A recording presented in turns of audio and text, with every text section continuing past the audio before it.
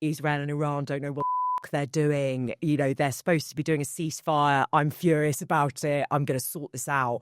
Rutte also basically called him the daddy. If we needed to, I'm sure that we could have an effect in Moscow, in Tehran, in wherever. Remind me where we're at in terms of numbers at the moment. Less than a Taylor Swift concert, which is depressing, and probably about 10% of those are not medically deployable.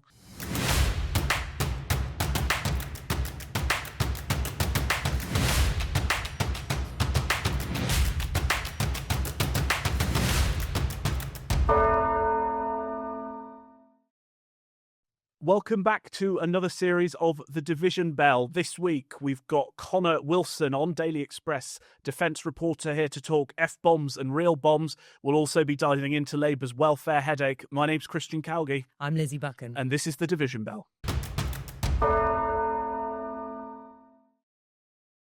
Well, in the time that we've had a break from the podcast, both of us have been out and about with the Prime Minister at various international summits.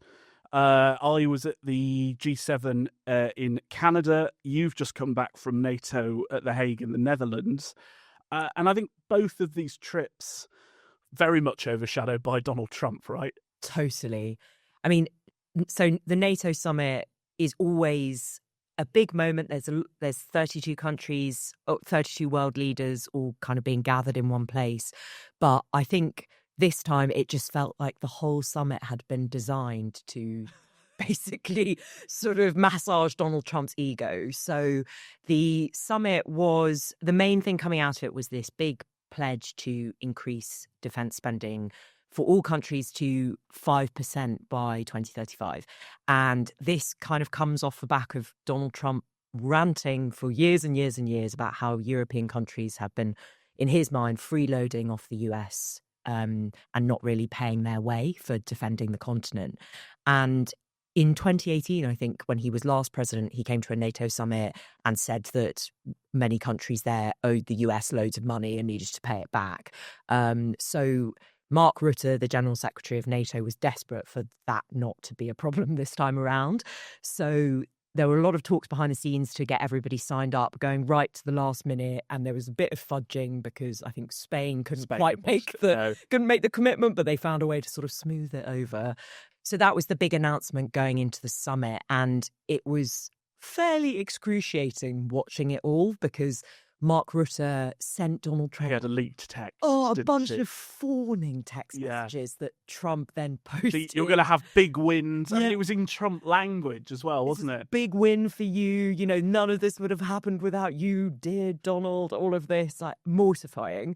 And so Trump published all of these texts on the way over to NATO. And then on the first morning, they had a sit-down meeting where Rutte also basically called him the daddy, where he pointed to, it was so awful. He pointed to these comments Trump had, before coming to NATO, had spoken to reporters on the lawn at the White House and basically said, Israel and Iran don't know what they're doing. They're supposed to be doing a ceasefire. I'm furious about it. I'm going to sort this out. We basically have two countries that have been fighting so long and so hard that they don't know what the they're doing. Do you understand that? And it was quite extraordinary language. But when Trump was asked about it at NATO, Rutte said, well, daddy sometimes needs to use strong words. Oh, it was awful. So, yeah, that's where international diplomacy is these days. So that was the kind of context of the whole summit. And the meetings were, as I heard, shortened because Trump's attention span isn't very long. So they'd done that. All and meetings go on too long. Well, yeah, I agree. And he was given this massive sort of dinner with the royal family of the Netherlands, allowed to stay over. From beyond head of state. Yeah. This sort of semi-god or vengeful god. You've got to tiptoe around him because you don't want to, as we saw, or as I saw at the G7, when he left early for, not the first time, he got bored. And thankfully, he didn't storm out in anger. He stormed out in boredom. But, he's got this trade deal over the line with Keir Starmer, and we had this farce with the pages dropping out of dropping the on the folder floor. and then blowing around, and Starmer bending down, and all these photos of, Starmer, at the feet of Donald Trump, as if it wasn't a metaphor for 100 years of UK-US foreign policy and relations, which I actually asked Starmer about, or rather I said, he's dropping these papers. He mixed the UK up with the EU twice, once in that sort of press moment, and Trump did, and once on the plane back. And he's tripped up getting on Air Force One. So I said, should we be concerned about Donald Trump's health? And for some reason, both of us agree that Keir Starmer's decided to just start being newsy and answering questions. G7 summit, he was all over it. He was all over everywhere. He gave us so many good answers. I don't know if it was altitude sickness or whatever. He denied that the West should be concerned about Donald Trump's health, but then came up with this bizarre thing about how it was because he was concerned about security, and he thought it would be a bad idea if anyone else jumped forward. So essentially, Keir Starmer saved our lives. Yes. Keir Starmer prevented the journalists from being shot. Because to be fair, like, Donald Trump's security is incredibly intense. Oh. Like, I remember going to a summit it was a submarine base in San Diego to talk about the AUKUS pact. Yeah, with Rishi and Biden. Yeah. And Biden turned up, and the Secret Service were everywhere. Like, everywhere I looked, there was a man with and the UK Prime Minister just doesn't have security like that, and they're like jogging alongside the limo and all of this. So I imagine if you had tried to helpfully pick up the trade deal and give it to Donald Trump, you would have been like headlines would have shot in been the head. different. Yeah. And everyone here would have been very upset. Yeah. But there was certainly, there was a massive fear of Trump. I wrote an analysis flying from Canada's capital, Ottawa, over to Calgary, which was just actually the world leaders seemed less afraid of Iran and more scared of dealing with Donald Trump. And then there was this, actually they sort of briefed it. There was this private meeting at the G7 summit before Trump arrived with Starmer, Macron, Merz, Maloney, and Is this where they were all having a glass of they wine? all had this impromptu, definitely not prearranged glass of wine, which was essentially, as far as we could see, a sort of Donald Trump handling strategy, because they were just walking on eggshells. And anyway, he got so bored talking about how wildfires are bad, he jumped on a plane and decided to go and bomb Iran.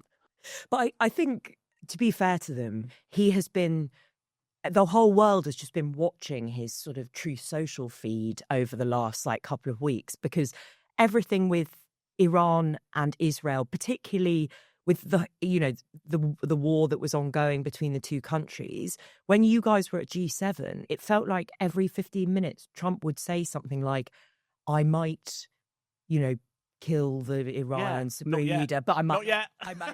I know where he is, but I might not. We're not into regime change. But also regime we change might could be be. good. Make Iran great It's again. really impossible to I know. understand what he was doing. And there was something quite interesting, I thought, as well, of at G7, Starmer came out, didn't he, and said, I don't think the US are going to... No doubt in my mind was the quote. I sat next to him at dinner. Starmer told us this during our sort of Q&A at the end of the week. I sat next to him at dinner. There was no doubt in my mind that he agreed wholeheartedly with the communique saying we want de-escalation, we don't want war.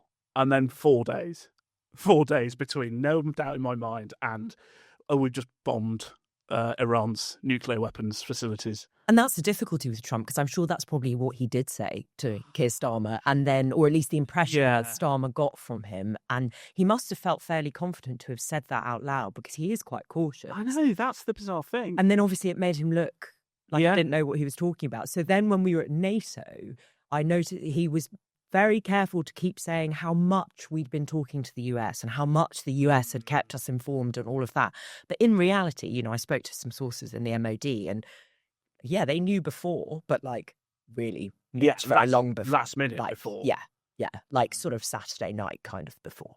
So it wasn't that they knew days and days out that was what the US was planning to do. So I think that they had to do a bit of kind of damage control there. That is one of the things about Trump, is that actually the difference between being his enemy and being his friend is not that aside from the rhetoric, and the rhetoric is night and day, he either absolutely loves everything about you, bracket Starmer, or, we'll just go to town on you with a load of insults like Macron or Trudeau, was it back in the day?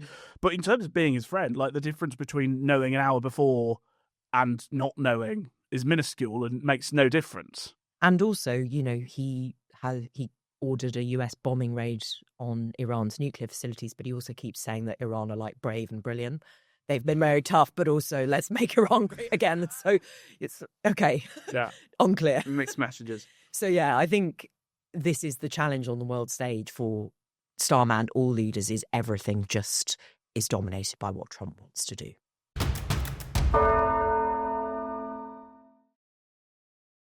We're joined now by Conor Wilson, who's a defence reporter at the Daily Express. Conor, thanks so much for joining us. Thanks for having me. I wondered if you wanted to start by explaining your history and your previous roles in our military. Yeah, so I spent 8 years in the military, joined at the beginning of 2016. And as we sort of talked about off air, it was at a time when Afghanistan had sort of wound down and the British Army didn't really know what it was for. It was trying to find a purpose in an ever-changing world. So I deployed all over, but mainly on exercises, a lot of the Eastern Flank, some NATO exercises, United Nations exercises, Five Eyes, so the joint intelligence sharing with Canada, Australia, New Zealand, America and ourselves, preparing for war, but never actually deploying to war. It was that weird sort of in between. How increasingly worried are you that you will be called away from the Daily Express and back to His Majesty's forces these days? Well, it's getting an ever closer prospect. So for a lot of people don't realise, and a lot of people leaving the military don't realise, that once you leave, you become part of the strategic liability. That is a group of ex-forces personnel that are under a certain age that can be called back in the event of war. Now, whether the MOD actually knows where its ex-forces personnel under 56 are living, I doubt it. But, there is a group of people there that would bolster the armed forces should they be needed. Let's sort of zoom out here. How worried should Britons be about the UK getting drawn into an active conflict anywhere in the world at the moment? I suppose it depends how you define conflict. By some definitions, we are already in conflict. It's just below the threshold of armed war. Should we be worried? I don't think the British public is as worried as they should be about just how close we are and just how vulnerable we are. War very much feels very far away. Whether it was Iraq, Afghanistan, it was always over there, and we're out of range. We are still out of range of missile attacks, but the range of missiles is getting longer, and that pace has quickened up since 2022 when the Ukraine full-scale war started. So, it is feasible that in the coming years, we could be within range of a missile strike of, a few thousand kilometres. And we don't have the defences, as the SDR pointed out just a few weeks ago, we don't have the defences to be able to counter that threat. That's the Strategic Defence Review. Yeah, it's quite interesting. We're obviously having this conversation following the publication of the National Security Strategy and the Strategic Defence Review, as you just mentioned. And I think you can see there's been a shift in the way the government is talking about war. And they're obviously trying to balance this idea of not alarming the public unnecessarily, but trying to sort of provoke a shift in people's thinking about what these risks really are. And in the National Security Strategy, I was really struck with the stuff about how the British public need to prepare for the idea of war on home soil, which is a kind of major shift in what we're being told. What did you make of that? I think it's well overdue. I mean, we've had these plans in place for decades. We've just sort of forgotten it and we're having to relearn it again. In the Cold War, we had national preparation strategies. The difference was then, in the 80s, 70s, you had people around that knew the threat of war in Britain. They knew what it was like to have planes overhead and missiles and bombs dropping. We don't really have that anymore. So I think it's a lot more difficult for politicians from any party to sell the idea of war to people that don't really want to listen to it. But the plans need to be put in place. We saw when Heathrow was closed a few weeks ago, just how vulnerable the UK is to coming crashing down. We had idiots on scooters at RAF Bryce Norton last week. We are vulnerable, and these are the kind of acts that a state adversary would look to do in the lead up to war to soften our defences and soften our national resolve. So it's something we need to take really seriously, and I think it's been demonstrated. Let's look at defence spending. We heard this week Keir Starmer has magically plucked out 5% GDP just in time for a NATO summit where he really needed to appease Donald Trump. This is on top of us barely scraping 2.5% at the moment. It's completely unachievable at the moment, isn't it, 5%?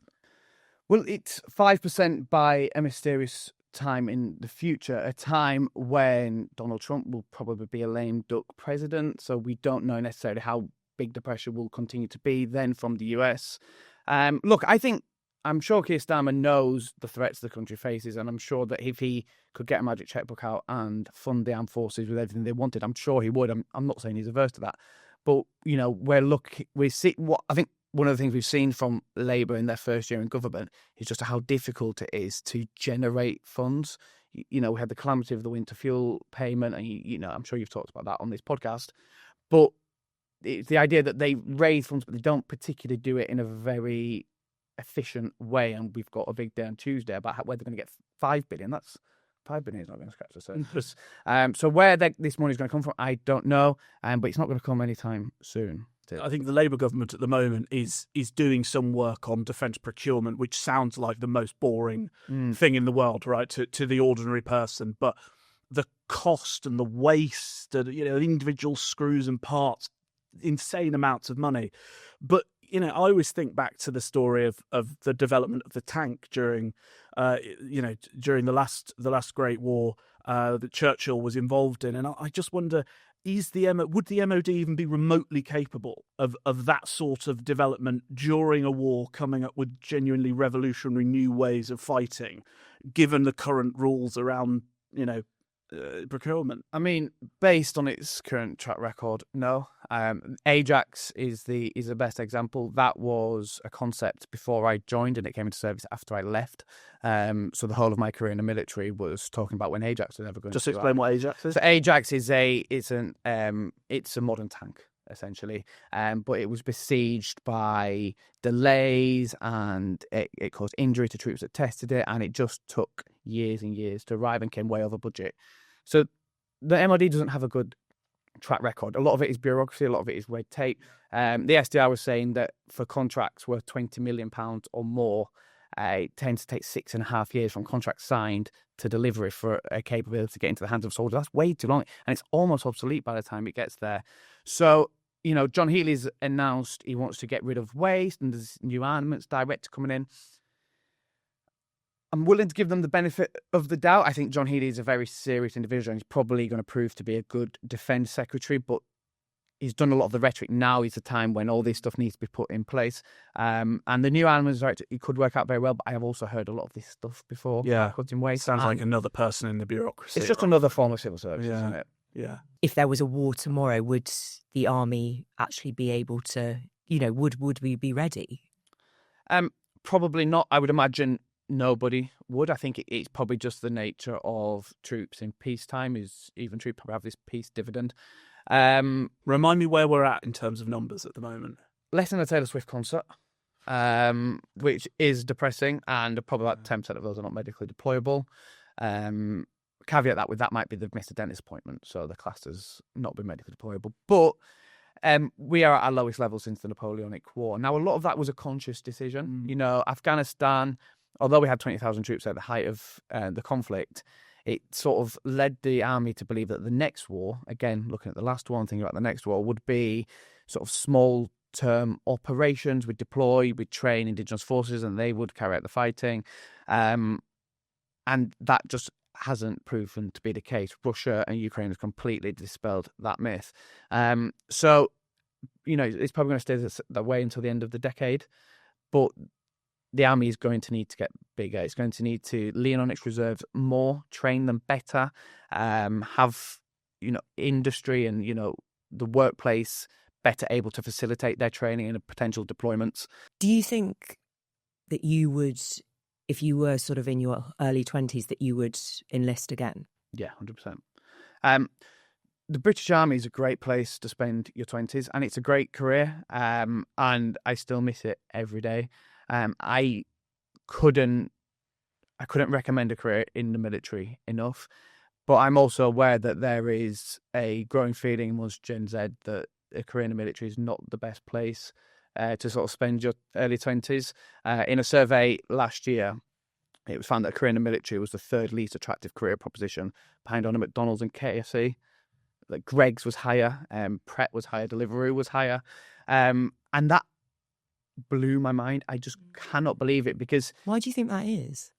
I think the British Army doesn't sell what it does. It doesn't let people know what a career in the armed forces is. So they think it is, you don't see your family, you march up and down, you get shouted at all the time, and you might die. And you might die. Whereas what it actually is you'll be in a leadership position way earlier than you would. I was 24 commanding 30 to 50 soldiers.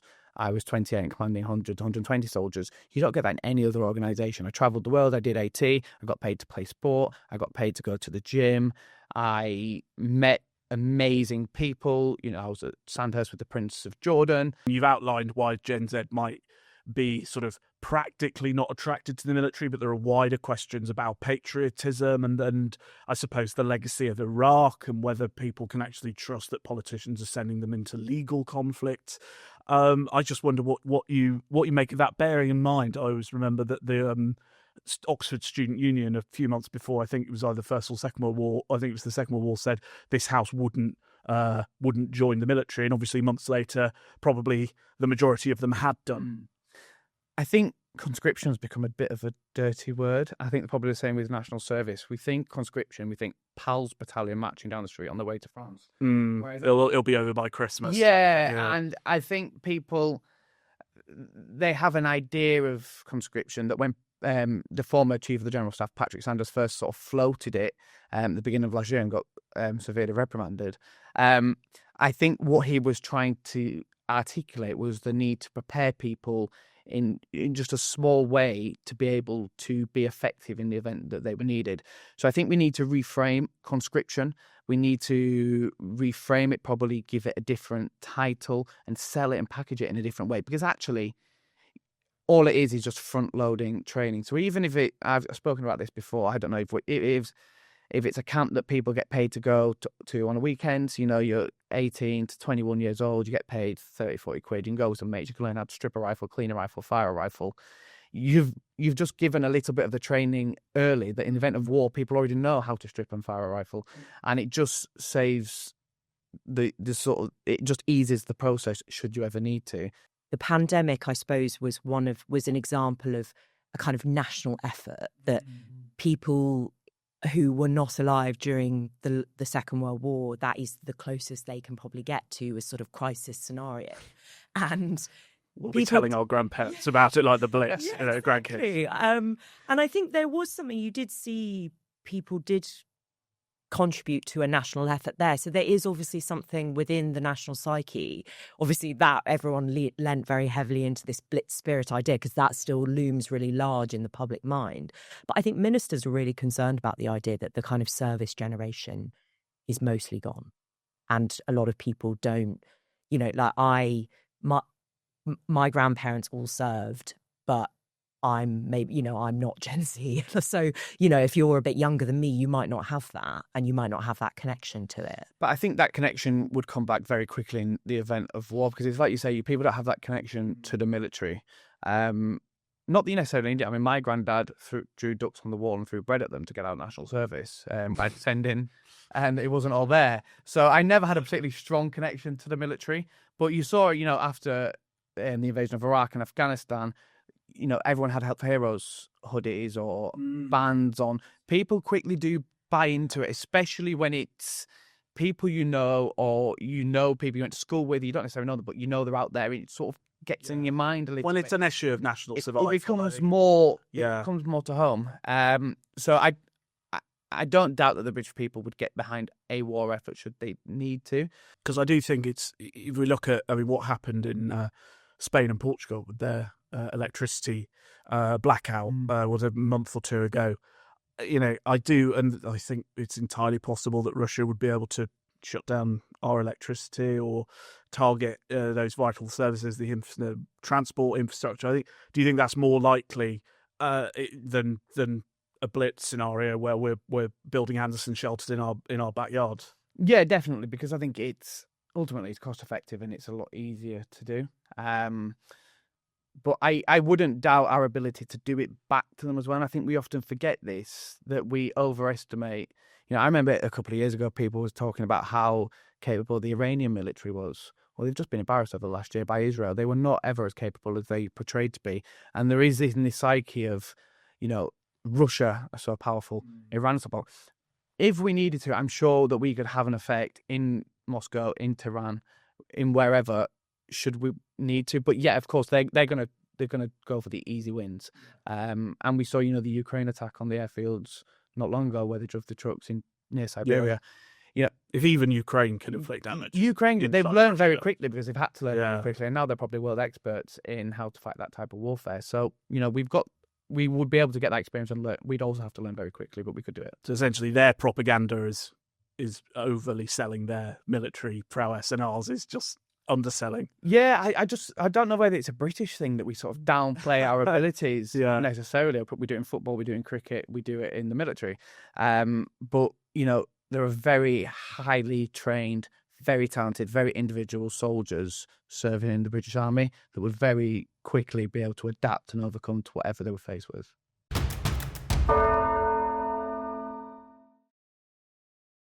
I think we've got just a bit of time to talk about something happening domestically, namely the ongoing row within Labour about benefit cuts, personal independence payments.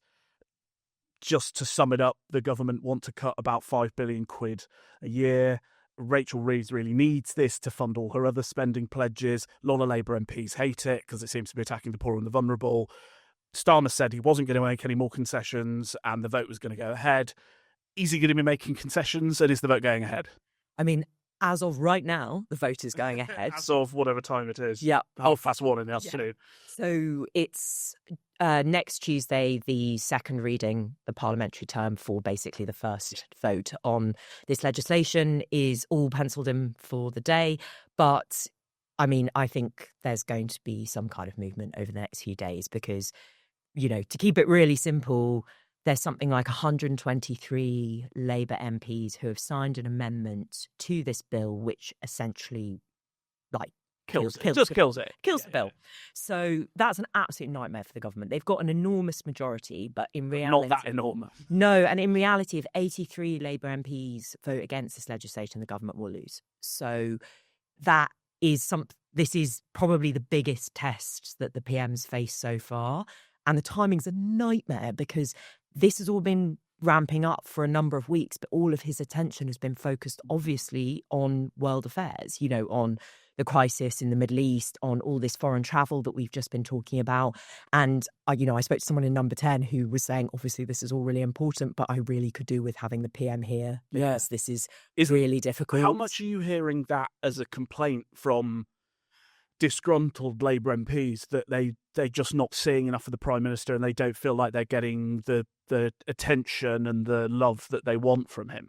I think I hear that less, but I think there's a concern in Downing Street that they really need the PM to help with this, that this is a flagship, that, this is an integral part of the government's you can't delegate it. Program. The PM needs to be here for it, and they need his kind of input on persuading the MPs to back it. So, Starmer's now getting involved with this. I mean, Rachel Reeves was spotted on the terrace last night. Good Lord. The bar in Parliament, but she never. No, she's not a sociable. No, lovable. That's a real sign that she's trying to do some arm twisting. But it's been all over the front pages. It kept being asked at NATO. The PM was asked about it during his press conference. I asked him about it, but I'm quite surprised that it's caught Number 10 on the hop. This has been obviously, I think that there is an argument to be made that the welfare bill is enormous and getting bigger. That is a problem.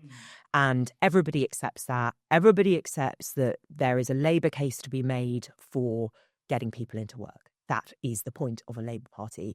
But this wasn't in the manifesto. This is not what Labour MPs thought they signed up for. And cutting disability benefits from some of the poorest and the most vulnerable people, not least people who can be in work, is something that Labour MPs just won't stomach. It is existential for them. And, you know, as the Mirror supports a Labour government, but this is the issue that we have been the most critical on the government on from the beginning. We hate everything about this.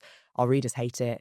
And Labour MPs hate it too. And I don't understand why. I think Number 10 overestimated how much political capital they had on this. Yeah, I mean, there's a wider issue about the problem with loyalty amongst MPs. And I always wondered, because, you know, the Boris cohort was always very disloyal, but I always wondered, was that because they got elected and then immediately went into COVID and they didn't have time to learn discipline and it was all via Zoom? But I think this has proved that this is just a permanent feature now. And actually, there's an astonishing statistic that 200 Labour MPs, their constituency PIP claimant count is larger than their majority. And if you look at the polls at the moment, that is not a size of voters that they can afford to be upsetting. So that's why they're just fearing for their political careers at the moment. But so early on, less than a year, major rebellion, already hearing briefings against the chief whip. And when the briefings start against the chief whip, I mean, that is astonishingly early in the election, the parliamentary side for that to be happening, against the chief of staff, Morgan McSweeney, who, you know, seems to have been upsetting a lot of people as well. And but I think Starmer. the thing about Morgan is that whenever there are briefings against the chief of staff, what it really means is that people are annoyed with the prime minister. Yes, like that's. But they don't want to look too disloyal. Yeah, it was the same with Dominic Cummings, who then obviously made himself a huge main character, but it's been the same with chief of staff. Yeah. Sue Gray was blamed for the early problems. Morgan will be blamed for this now, whether it is his fault or not. And I think that what your point is about loyalty is interesting because, yes, the Boris cohort were very disloyal.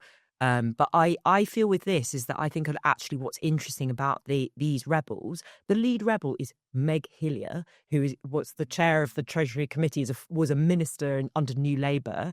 Like, these are not people who are trying to make difficulty for the government, and they don't want to bring down the Prime Minister. They hate this policy and they want it changed, and they're going to do everything they can to make that happen. And I think the core of this is that the Labour manifesto was really thin and vague, and we don't know. A lot of Labour MPs stood on a platform where some of these things weren't really clear, and they're now going, "Okay, I didn't stand to defend you cutting pit from my constituents." I remember during the TV debate, Rishi versus Starmer, where Rishi, you know, when he was really shouty Rishi, when he was constantly hectoring, are you going to reform welfare? You're going to have to cut the welfare bill if you want to fund this stuff. And Starmer either refused to answer or sort of implied that he wouldn't. So not only was it not in the manifesto, but it was an election issue that Starmer seems to have at worst avoided, best avoided and at worst misled. I think that's the crux of it, really, is that this isn't what MPs thought they were standing on, and it's not what voters thought they were getting. And so that is a huge headache. And the timing couldn't be worse because next Saturday is the year anniversary of Labour winning the general election. Yes. So, yeah. You know. Happy birthday. Yeah, quite. Thanks for joining us for another episode of The Division Bell. Follow us on socials and see you next time.